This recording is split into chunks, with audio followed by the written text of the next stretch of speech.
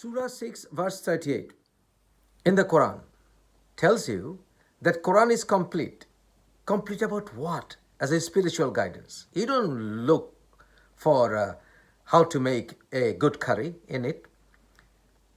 So Surah 6 verse 38, it tells you that it's a complete spiritual guidance because it has everything that you need to be spiritually complete. Allah didn't leave anything out which is necessary to achieve that purpose. Surah 6 verse 38.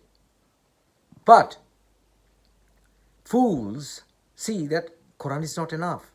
How can we do all these rituals? But Quran doesn't give a damn about rituals.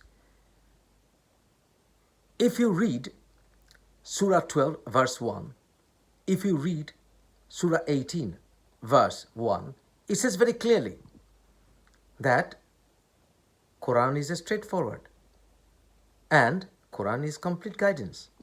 And if you read Surah 45 verse 6, what hadiths will you need after this? That's what Allah asks you. What hadith? And nevertheless, when you rely on the rituals based on hadiths which were written many hundred years after the Prophet's death, you will find Quran incomplete because you cannot perform your rituals, especially rituals which have no basis in Quran. Zamzam is one of those rituals where people go to Mecca and they get crazy to have a sip of the Zamzam well water. This has nothing to do with Quran. Why? Because this is pagan ritual. Why don't you study the stories related to some of the water goddesses or oasis goddesses of that region? Google at least Tat Badan and we'll find out who Tat Badan was. She was the goddess of the oasis and her followers flourished around Yemen and Ethiopian peninsula. And where is Mecca? It is right in the middle of Ethiopia and Yemen. So her worship flourished all over the region. Goddess of the oasis. And also, what about the water goddesses in the Zoroastrian kingdom, all around Arabia and its neighborhood? Ahura Mazda created the water goddess. Hurvatat was the water goddess created by Ahura Mazda. And what about more Zoroastrian goddesses? Like Apam Napat. This Apam Napat has her sister concern, Saraswati River in India, because Indo-Iranian goddesses flourished everywhere. They ran out, but it still remained like a virus, like a malware virus in hadiths. If you read Quran, you will not find any water ritual. You won't. You can say, what about Surah 5 verse 6, where it says that you should wake up and when you stand for prayer, you should just wash yourself. It doesn't count how many numbers you are going to wash your right hand, wash your left hand and all that. But these ritualistic counts were given in hadiths. And in hadiths, you will find many hadiths where they say that if you don't wash this part of your food, it will burn in hell.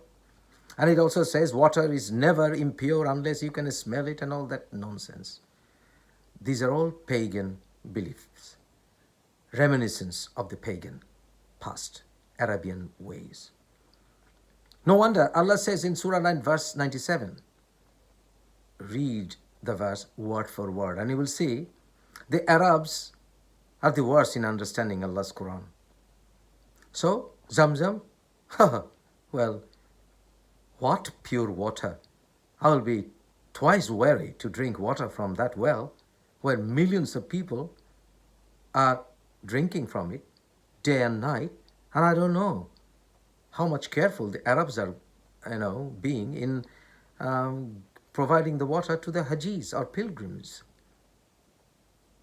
and it is going to flow for eternity. No, there's no such thing in the Quran. So if you are the truthful, Hatu burhanakum in kuntum sadiqin, provide your evidence. Otherwise, come to the common term. Come to the common term. Baina wa bainakum. That there is no such ritual in the Quran. Zamzam doesn't exist in Allah's book, the only divine revelation.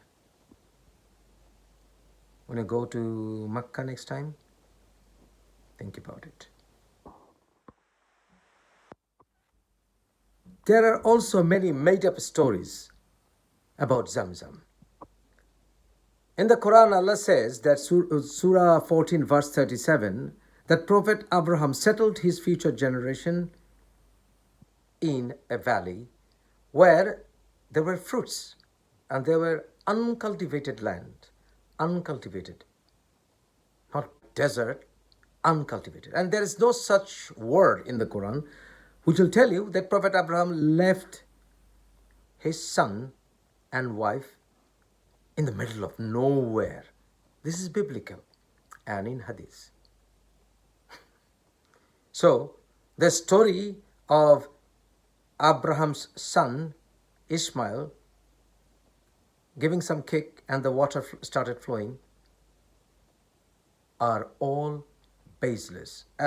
As far as Quran is concerned,